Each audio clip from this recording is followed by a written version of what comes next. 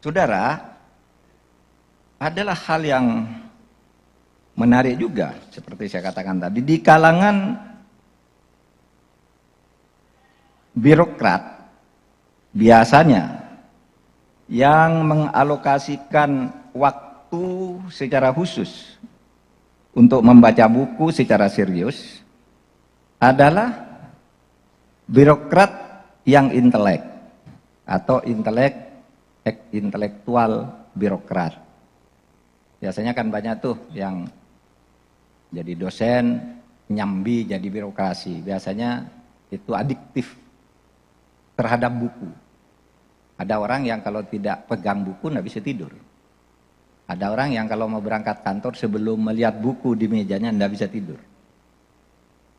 Itu biasanya akademisi intelektual gitu, lalu kerja nyambi staf ahli, jadi penasehat dari dirjen, jadi apa di kantor pemerintah, biasanya ndak lupa tuh membaca buku. Gitu.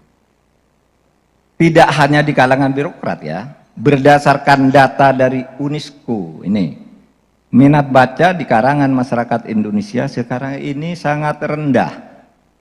Bahkan merupakan salah satu negara di dunia yang terendah minat bacanya. Seberapa rendah? Setiap 1.000 orang hanya satu yang punya minat baca di Indonesia itu. Jadi 0,001%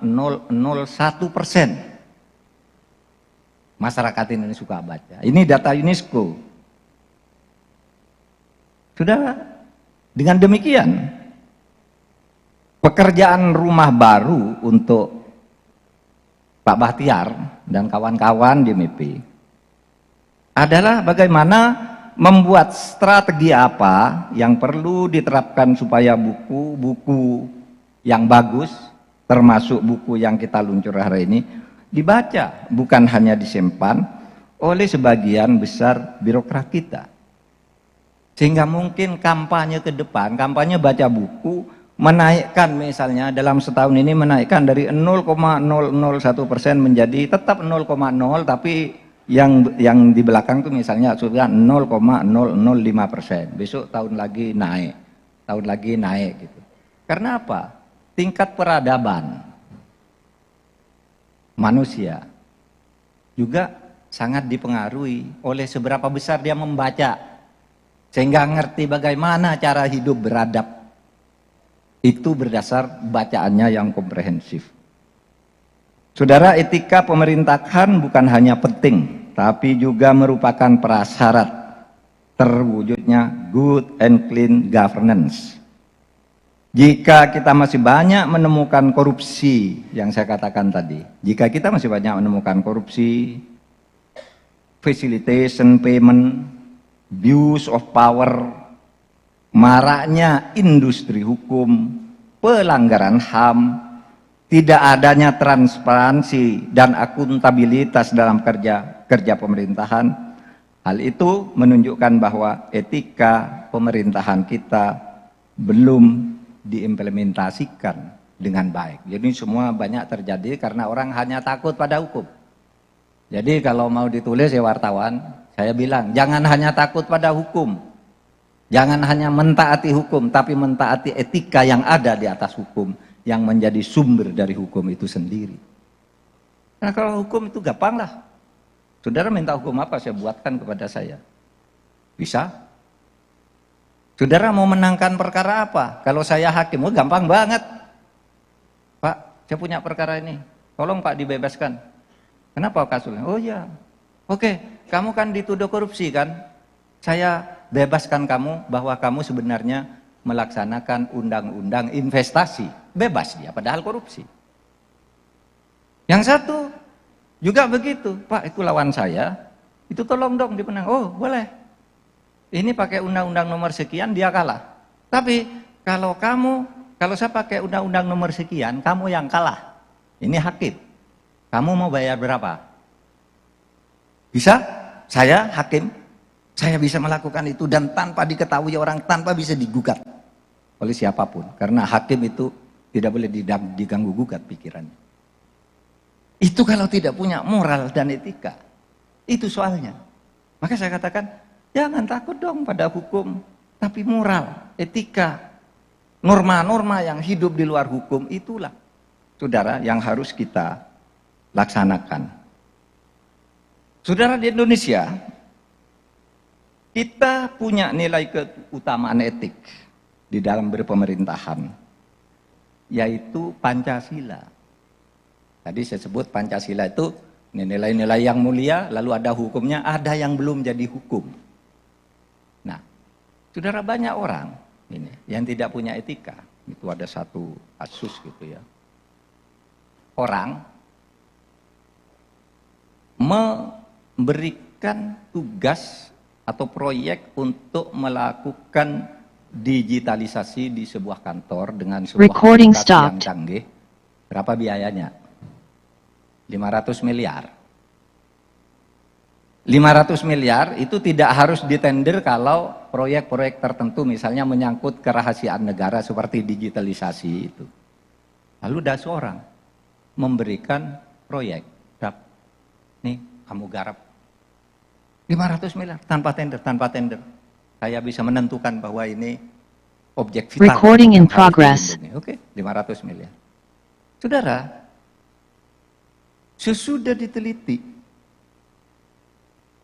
kalau proyek ini diberikan 1 Oktober, ya sah. Ini tanggal 1 Oktober saya beri kamu proyek ini tanpa tender. Selesai, lalu ketahuan.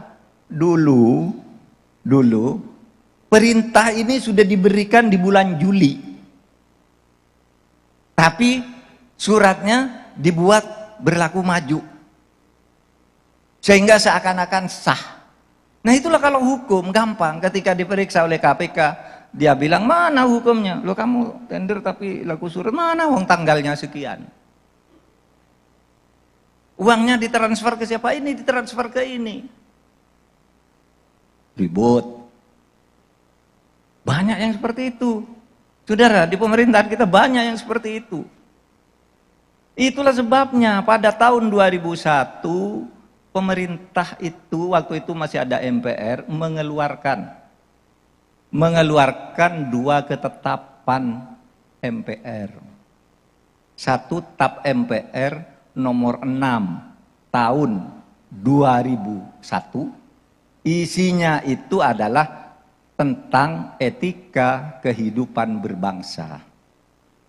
Jadi sudah ada nih hukumnya. Tapi bentuknya TAP MPR.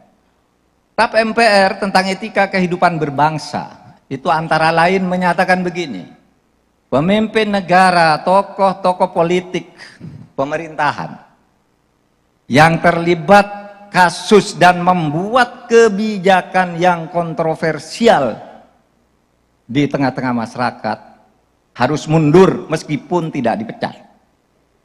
Saudara baca nanti. Itu etika. Nah, sekarang itu enggak, orang sudah salah, kamu salah dong buat kebijakan gitu, mundur. Enggak, mana saya belum diadili katanya. Nah, itu hanya takut pada hukum dan memain-mainkan hukum banyak. Sehingga pemerintah buat TAP MPR nomor 6 tahun 2001. Sampai sekarang TAP ini salah satu TAP yang dinyatakan masih berlaku sampai hari ini. Tapi apakah saudara melihat orang bersalah gitu?